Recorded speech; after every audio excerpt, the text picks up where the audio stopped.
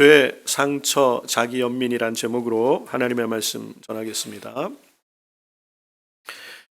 사순절을 저희가 보내고 있는데 이제 사순절 끝에 와 있습니다. 예수님의 생애를 우리가 묵상하고 그 주님을 더 가까이 경험하고 또 주님 안에서 위로와 또 소망이 넘치는 시간들이 되시기를 바랍니다. 예수님의 공생애를 우리가 가만히 보면 예수님의 생애 중에 많은 시간을 할애하여 쓰신 부분들이 병자를 치유하시는 사건이에요. 각종 병자들을 우리 주님이 만나주시고 또 치료하시고 돌아보시는 우리 주님은 우리 인생의 고통, 아픔, 상처, 연약함들을 체휼하실 뿐 아니라 그 자리에 함께 하셔서 우리를 돌아보시고 우리를 고쳐주시는 주님이신 줄로 믿습니다. 주님께서 이렇게 많은 치유 사역을 하시는데 오늘 우리가 읽은 본문에는 예수님께서 예루살렘에 가셔서 성전 안으로 들어가셔 베데스다라는 연못에서 한 병자를 만나서 그를 치유해 주시는 그런 내용입니다. 그런데 이 내용은 여러분이 이렇게 잘 아는 내용의 말씀인데 오늘 저는 좀 다른 각도에서 이 부분을 좀 여러분과 함께 좀 나누었으면 좋겠어요.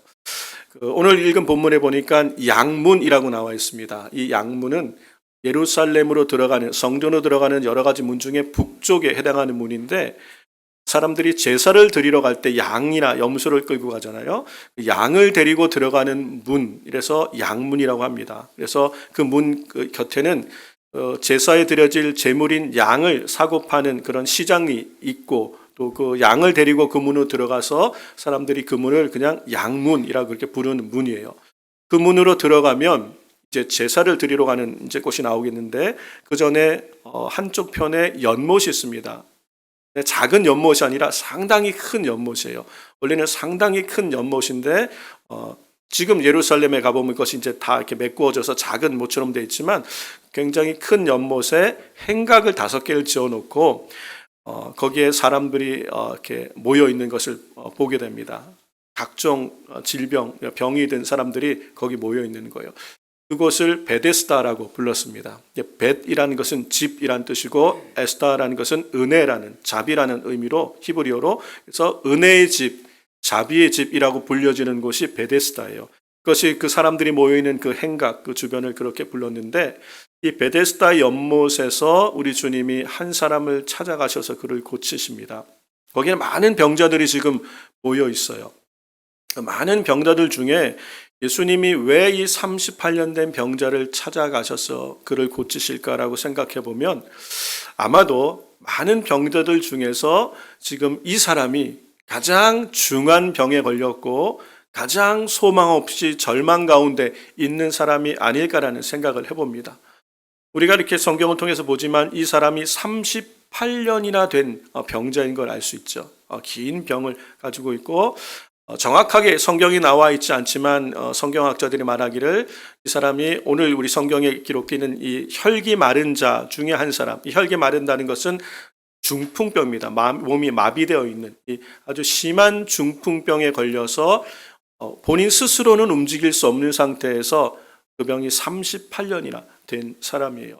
이 베데스다 연못에서 38년을 보냈는지 아니면 나중에 이 연못에 찾아와서 얼마의 시간을 보냈는지는 정확하게 우리는 알 수는 없지만 이 사람이 38년 동안 이 중풍병으로 몹시 고통을 받았다는 것, 그의 나이가 얼마인지도 알 수가 없어요. 이 중풍병이 언제 시작됐는지 알지 못하기 때문에 우리가 아는 것은 적어도 38년이란 긴 세월을 이 중풍병으로 심하게 고통받고 있는 사람. 그런데 이 사람들이 여기에 모이는 이유는요, 이 베데스다 연못에 한 가지 전설이 있기 때문에 그래요. 천사가 가끔 이 못에 내려올 때 물이 동하게 된다 그럽니다. 이 물이 동한다는 것은 여러분 간헐천 있죠. 온천 중에 물이 갑자기 위로 솟구치는 것 있죠. 여기에도 보면 Old Faithful인가? 그런데 보면 물이 갑자기 땅에서 솟구치는 것이 있잖아요. 그런 식으로 이 간헐천이 온천 같이 물이 솟구칠 때 그런 아마 작용이 있었던 것 같아요. 그럴 때 제일 먼저 그 물에 들어가는 사람은 어떤 병에 걸려도 다 고침을 받는다는 전설이 있었어요. 그 당시에 사람들이 그럴 거라고 믿어서 거기에 모여있는 사람들의 신념이 이렇게 아마 표현된 모습일 수도 있습니다. 어쨌든 정말 천사가 내려와서 물이 동해서 사람들이 처음으로 들어간 사람이 치유받고 이런 건 아닌 것 같아요. 그렇게 그들이 믿고, 왜냐하면 그거라도 믿어야 그들에게 소망이, 그나마 그 소망으로 사람들이 모여든 곳이 이 베데스다라는 곳이에요. 거기서 가장 오래된 병, 그리고 가장 심한 중병, 그래서 가장 깊은 절망 가운데 있는 한 사람을 우리 주님이 찾아오셔서 고쳐주세요. 그런데 오늘 예수님께서 이 병자를 치유하시는 내용을 가만히 보면 다른 성경에서 예수님이 병자를 치유하시던가는 조금 다른 모습이 있습니다. 우리가 잘 알듯이 마가복음 5장에 보면 12회를 혈루증으로 앓았던 여인이 있죠. 피가 멈추지 않는 이 혈루증으로 12회나 고생한 여인 이야기가 나오죠. 이 여인이 많은 의원들, 많은 병원들을 찾아보고 의사들을 만났지만 고침받지 못하고 있는 돈도 다 허비하고 거기다가 병이 더 중화해졌어요.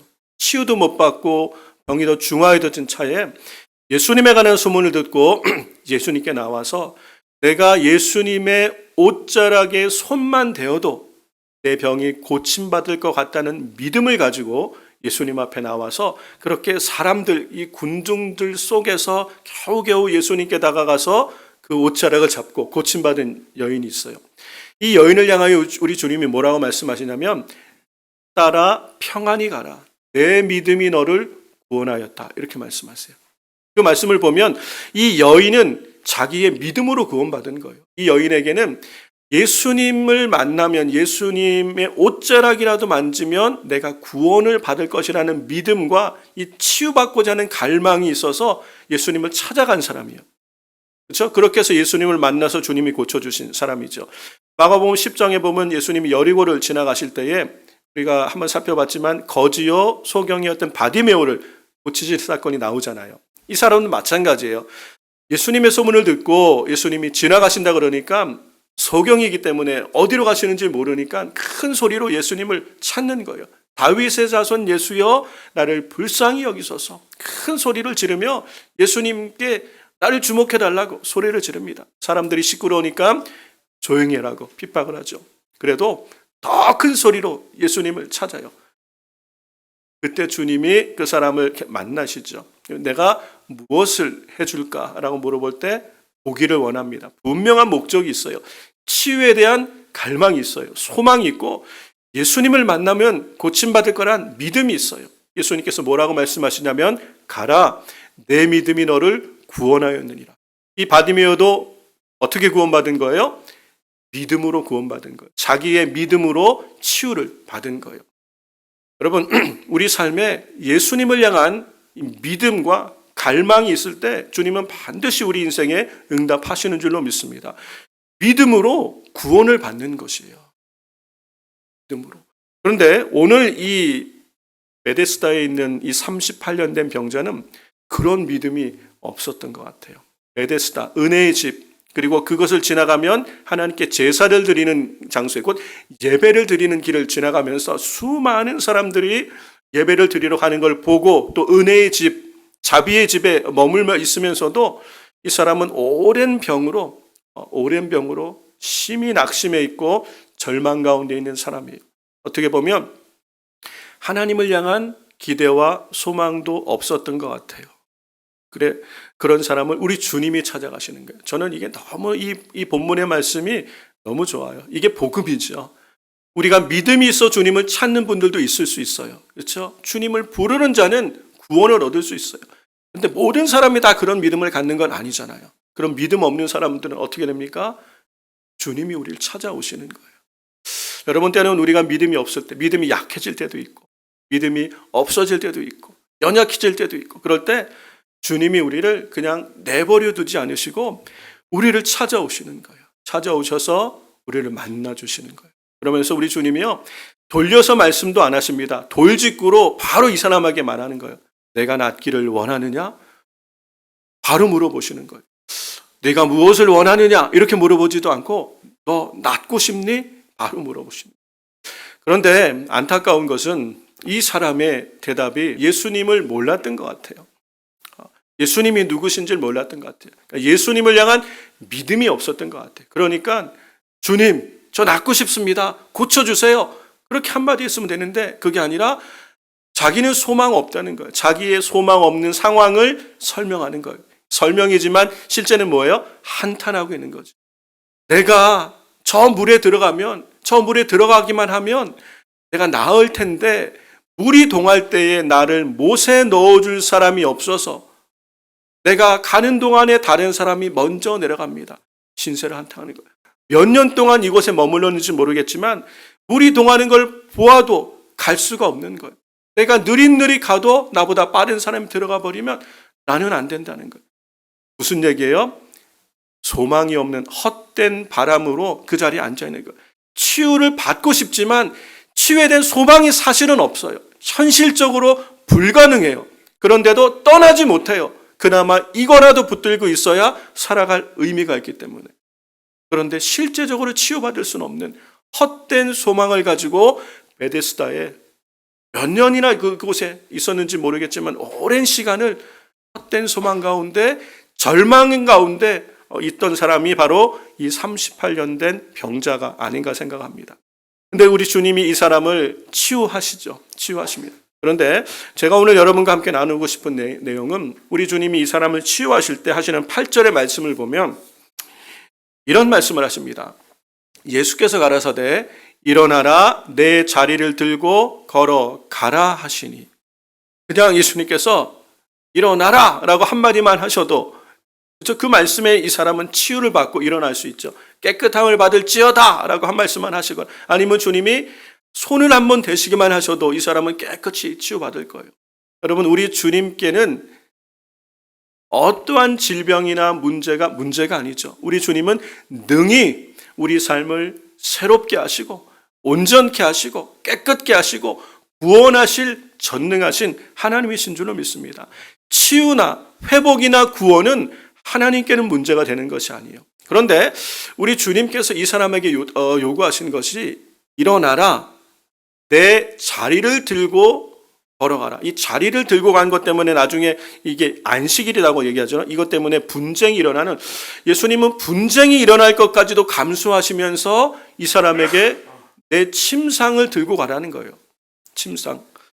이 자리라는 게 이 사람이 38년을 누워있던 이부자리 또는 침상, 매트예요. 그거를 들고 가라는 거예요.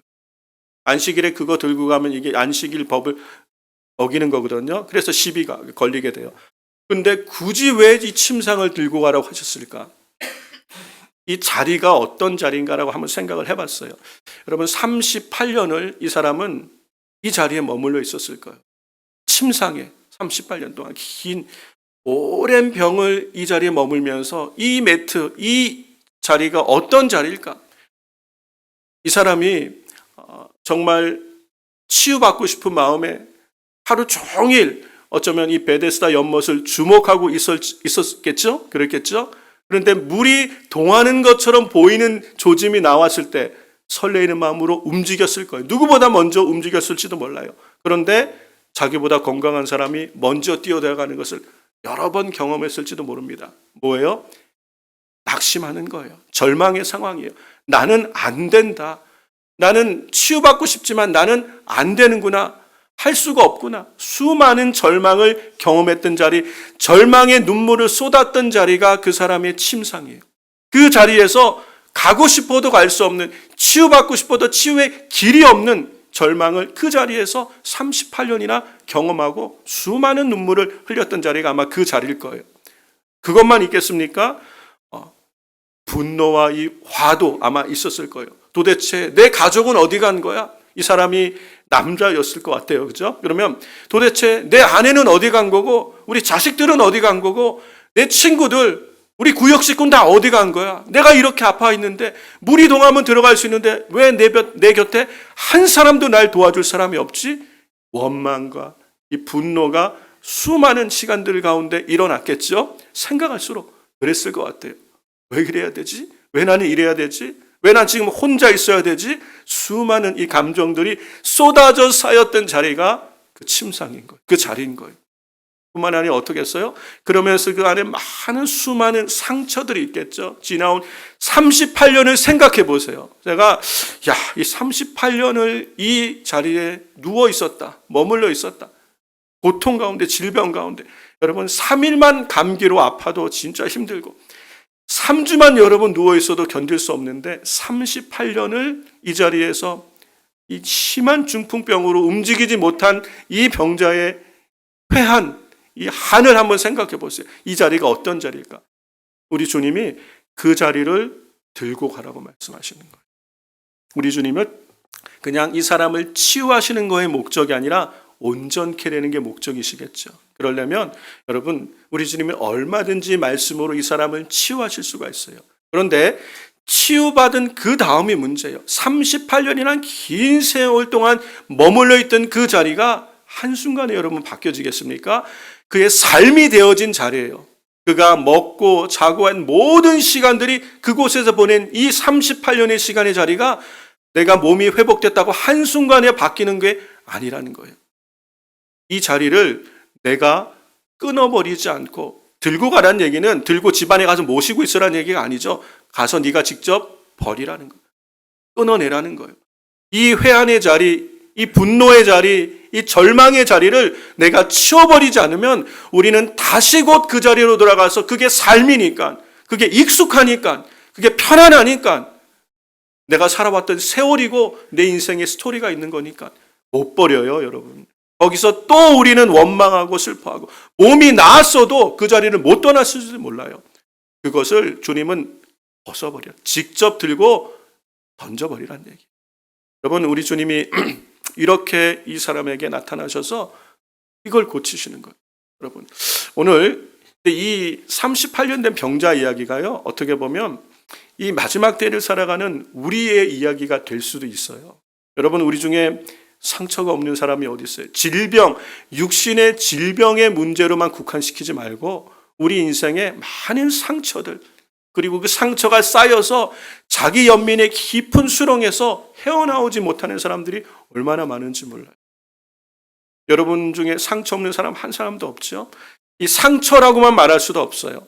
또 때로는 내가 회복되길 원하는 내가 이러한 것을 끊어버려야 되는 죄인 줄 알면서도 끊어내지 못하는 죄에 얽매여 있는 자리가 될 수도 있어요. 어떤 분들은 이거는 하나님이 기뻐하시지 않는 습관인데 이걸 바꾸었으면 좋겠는데 하나님과의 사귐, 믿음으로 살아가는 삶에 방해가 되어지는 부분인 줄 알면서도 끊어내지 못하는 중독들이 있을 수 있죠. 그게 모두 포함된 오늘 우리 삶에 그런 자리가 있다는 거예요. 그런데 이것이 결단되지 않고서는 온전한 회복이 없어요. 여러분에게 좀 제가 말씀을 정리하면서 한 가지 좀 테스트를 해보려고 합니다. 여러분이 지금 한번 생각하시면서 여러분이 생애를 살아오면서 가장 여러분 마음에 힘들게 하는 그 상처 한번 떠올려 보세요.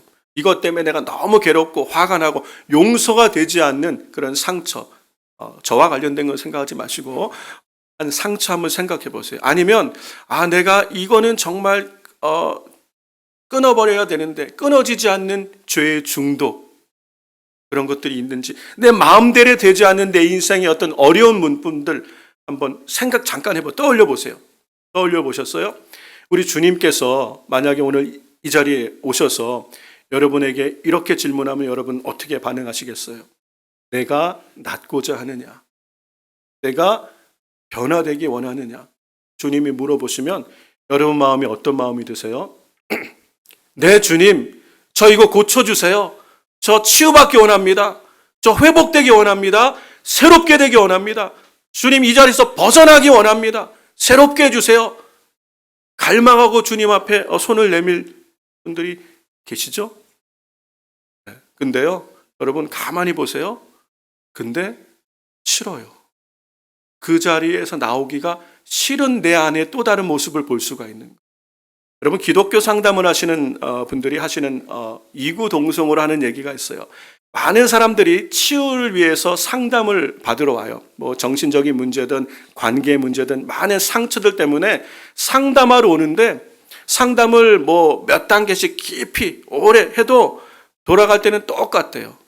그래서 하는 얘기가 상처를 치유받으려고 상담하는 게 아니라 상담이 목적으로 오는 거예요. 그래서 이 상담에서 변화되고 싶어하는 분들은 별로 못 본대요. 그럼 왜 상담하십니까? 라고 물어볼 때 상담하려고 내 안에 있는 이 상처와 아픔을 얘기해야 그나마 좀 시원해서 얘기하는 거라고. 그러면 좀 치유받아야 되지 않습니까? 그러면 그러곤 쉽지 않다는 거예요. 다시 이걸 싸매고 다시 돌아간다는 거예요. 우리 안에는 상처가요, 이게 견고한 진이 돼버리고 어떤 사람은 우상이 돼버렸어요. 그래서 이거를 치우고 싶지 않은 거예요. 이게 내 삶이 되어버린 거예요. 남을 미워하는 것, 아니면 깨어진 관계, 아니면 내가 받은 상처, 어렸을 때의 상처, 아픔, 이것이 처리되지 않고 오랜 시간 되다 보니까 이제는 이게 내 삶이 되어버려서 없다고 생각하면 허전한 것이 되어버릴 정도로 이것을 치유받기를 원하지 않는 우리 안에 있는 또 다른 연약함을 볼 수 있다는 거예요. 상처만의 문제가 아니죠. 죄의 문제, 때로는 우리 안에 중독의 문제. 분명히 이거는 하나님과의 관계에서 유익하지 않은데 이런 부분을 내가 바꿀 수만 있다면 더 믿음의 삶으로 또 풍성한 은혜의 자리로 거할 수 있을 것 같은데 계속 우리의 발목을 잡고 있는 삶의 문제들이 있어요. 주일날 예배 자리에 나오지 못하도록 주일만 되면 우리를 넘어지게 하는 것들이 있고, 그렇죠. 우리의 삶의 우리로 무너지게 만드는, 뭔가 하나님 앞에 세워져 가다가도 다시금 넘어지게 만드는, 똑같이 반복되게 만드는 연약함들이 있다는 거예요. 중독이 있을 수 있고요. 그런데요, 그것을 치유받기 원하고 그것에서 자유케 되기를 원하여 주님이 내가 낫기를 원하느냐라고 물어보면 네, 주님, 속 시원하게 말할 자신이 없는 거예요. 왜요? 거기서 나오고 싶지 않은 우리 안에 있는 죄성이 여전히 우리 안에 있다는 거예요. 그래서 여러분, 주님이 우리에게 요청하시는 것은 일어나 내 자리를 들고 걸어가라고 말씀하시는 거예요. 주님은 우리를 언제든지 능히 우리를 치유하시고 회복하실 수 있어요. 그런데 우리 예수님 안에서 온전한 회복과 치유를 영원히 누리기 위해서는 우리 안에 결단이 있어야 된다는 거예요. 그런데 이 결단이요, 절대 쉽지가 않아요. 왜냐하면 우리 안에 이게 중독이든 죄든 상처든 어떤 자기 연민이든 이게 시간이 오래되면서 내 삶의 이야기가 되어버린 거예요. 너무도 익숙한 자리가 되어버린 거예요. 이것을 벗어버리는 게 너무 아쉬운 자리가 되어버렸어요. 결단을 못하는 거예요. 그래서 어쩌면 오늘 우리는 주님은 여전히 살아계시고 여전히 동일하게 우리 가운데 역사하시고 운행하실 수 있지만 우리 스스로가 이 자리에서 나오지 않으려 하기 때문에 예수님을 풍성히 경험하지 못하고 있을 수도 있다는 거예요. 사랑하는 성도 여러분, 오늘 우리가 이 예배를 드리면서 우리 하나님 앞, 우리 주님의 음성이 오늘 우리 가운데 들려질 때 우리가 정말 믿음의 결단을 하며 이 사람이 그 주님의 음성을 들을 때 이미 치유는 일어났어요. 이 사람은 치유받은 후에 결단으로 일어나서 이 매트를 들고 걸어간 것이에요. 그리고 이걸 정리하는 것이에요.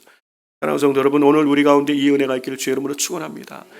많은 사람들이 현대교회에 교회를 다니면서도 예배 자리에 나와 앉아 있으면서도 오랫동안 신앙생활을 했으면서도 예배를 드리며 하나님을 향한 믿음이 없이 앉아 있을 수도 있어요. 예배를 드리며 하나님이 나를 새롭게 하실 것에 대한 기대와 소망조차 갖지 않고 습관적으로 앉아 있는 분들이 있을 수 있다는 거예요. 여러분, 혹시 지금 여러분이 그런 분이 없습니까? 여러분, 우리가 누구 앞에 서 있는지를 기억해야 돼요. 우리는 살아계신 하나님 앞에 예배 자리로 나와 있어요.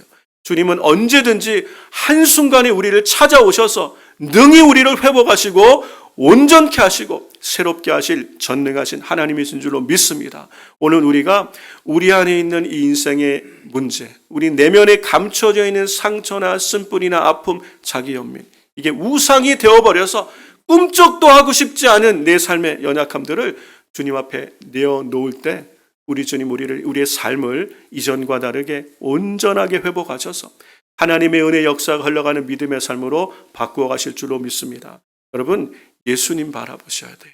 예수 그리스도의 십자가만이 우리를 이 모든 우리 스스로 이겨낼 수 없는 죄의 짐, 상처의 묶임, 자기 연민의 쓴뿌리들에서 우리를 완전히 자유케 하는 능력은 십자가의 능력밖에 없는 줄로 믿습니다. 사순절 보내며 예수님을 묵상하세요. 예수님께 집중하시고 십자가의 능력 바라보시기 바랍니다. 오늘 예배를 드리며 우리가 같이 함께 기도할 때 여러분 소망의 주님 바라보시고 예수님의 얼굴을 구할 때 주님께서 우리 인생의 모든 짐에서 우리의 모든 묶임에서 우리를 자유케 하시고 하나님의 구원을 경험케 하여 주실 줄로 믿습니다. 말씀을 정리하면서 제가 여러분에게 세 가지만 짧게 제안을 드릴게요. 여러분 이거를 듣고 그래 그렇게 되면 좋을 것 같아라고 생각만 하고 잊어버리고 실천하지 않으면 아무 일도 여러분 일어나지 않을 거예요. 그런데 한번 내가 이 사순절 남은 기간에라도 실천해 보겠다. 제가 지금 말씀드리는 세 가지를 실천하기 시작하면 여러분의 삶에 분명히 성령 하나님의 도우심으로 변화되어지는 은혜 역사가 있게 될 줄로 믿습니다. 첫 번째가요. 여러분 청소하세요. 청소. 집안 청소를 먼저 하세요. 오늘 돌아가셔서 여러분 방이든 여러분 오피스든 여러분 집이든 여러분이 자주 머물러 있는 제일 자주 있는 삶의 자리를 청소하세요. 어느 심리학자가 하는 얘기를 제가 들었어요. 우리 삶의 진정한 이 변화가 시작되는 아주 중요한 요소가 청소래요. 쌓아두었던 모아두었던 이 찌꺼기들을 버릴 것들을 버리고 깨끗이 청소할 때 마음이 새롭게 되는데 대단히 도움이 된다고 합니다. 그래서 여러분 일단은 청소부터 한번 해보세요. 지저분한 것들 청소하시고 두 번째는 청소되어진 여러분의 집에서 시간과 한 장소를 구별하세요. 지성소를 만드시라는 얘기예요. 여러분의 집 안에 지성소를 만드셔서 거기서 하나님 앞에 기도해 보세요. 기도하는 시간을 정해 보시라는 얘기예요. 10분이라도 좋아요. 정해진 시간, 정해진 장소를 만들어 보세요. 지저분한 데서 하지 마시고 우리 주님은 깨끗한 거 좋아하십니다. 깨끗이 집을 청소한 후에 식탁 위에도 좋습니다. 아니면 침대 옆에 방석 하나 깔아놓고 여기가 내가 항상 아침 저녁으로 하나님을 만나 기도하는 지성소다 선포하시고 거기서 10분씩 아니면 20분씩 기도해 보세요. 실천해 보세요. 하나님의 임재가 그곳에 있습니다. 반드시 하나님의 도우심이 은혜가 있어요. 여러분 우리 인생의 문제를 다 주님 앞에 토하여 내는 게 중요해요. 그냥 상담도 약간의 유익이 있을 수 있죠. 왜요? 우리 안에 이 쌓인 것들을 누구에게가 말하면 약간의 위로가 되잖아요. 우리 주님이 뭐라고 말씀하시냐면 이사야서 51장에 너희를 위로하는 자가 나연을 너희는 어찌하여 사람을 두려워하고 사람을 의지하냐는 거예요. 우리의 진정한 위로자는 주님이신 줄로 믿습니다. 그래서 주님 앞에 우리의 마음에 있는 것들을 다 토로하여 낼 수 있어야 돼요. 다 주님 앞에. 그럴 때 우리 주님이 능히 우리를 새롭게 하여 주실 줄로 믿습니다. 이게 기도예요. 그래서 시간과 장소를 정하셔서 여러분이 하나님 앞에 기도의 자리로 나가면 그곳이 이제는 은혜가 쌓이는 자리가 되는 거예요. 원망과 절망과 분노와 상처가 쌓이는 자리가 아니라 은혜가 쌓이는 자로 하나님의 임재가 쌓이는 자리가 될 때 주님을 만나는 기적의 역사가 일어나는 놀라운 믿음의 자리가 될 줄로 믿습니다. 거기서 기도하시고 거기서 성경을 읽으세요. 성경을 여러분 하루에 한 장이든 세 장이든 소리내서 읽으세요. 한번 해보세요. 앞으로 2주간만 성경을 한 장을 읽더라도 그 자리에서 시간을 정하시고 소리를 내서 읽어보세요. 여러분이 읽는 성경을 여러분이 녹음하셔도 좋아요. 그리고 운전하시며 들으셔도 좋아요. 그렇게 성경을 읽는 게 너무너무 중요합니다. 소리내서 읽을 때 하나님의 말씀은 살았고 운동력이 있어 좌우의 날선 어떤 검보다도 예리하여 우리의 영과 혼과 및 관절과 골수를 찔러 쪼개 이게 우리를 치유하신다는 거예요. 우리의 마음의 생각과 뜻을 감찰하신대요. 우리 주님이 말씀으로 우리를 치유하시고 우리 안에 새 일을 이루어 주실 줄로 믿습니다. 믿음을 가지고 하나님 앞에 결단을 할 때 우리의 옛사람의 모든 아픔과 상처의 자리를 다 들고 버리고 우리가 은혜의 자리를 영적 습관을 만들어갈 때 거기서 하나님 나라의 역사가 시작될 줄로 믿습니다. 이것은 실천하는 자에게 나타나는 하나님의 은혜의 역사인 줄로 믿습니다. 그러므로 사랑하는 성도 여러분, 우리가 이 2주 남은 이 사순절 그리고 이제 부활절을 맞이할 텐데 주님이 내 삶에 역사하시고 넉넉히 내 삶을 정말 회복하시고 치유하시고 새 일을 이루실 우리 하나님을 기대하며 내 삶의 영적인 좋은 습관들을 정착할 수 있는 저 여러분 되기를 주의 이름으로 축원합니다.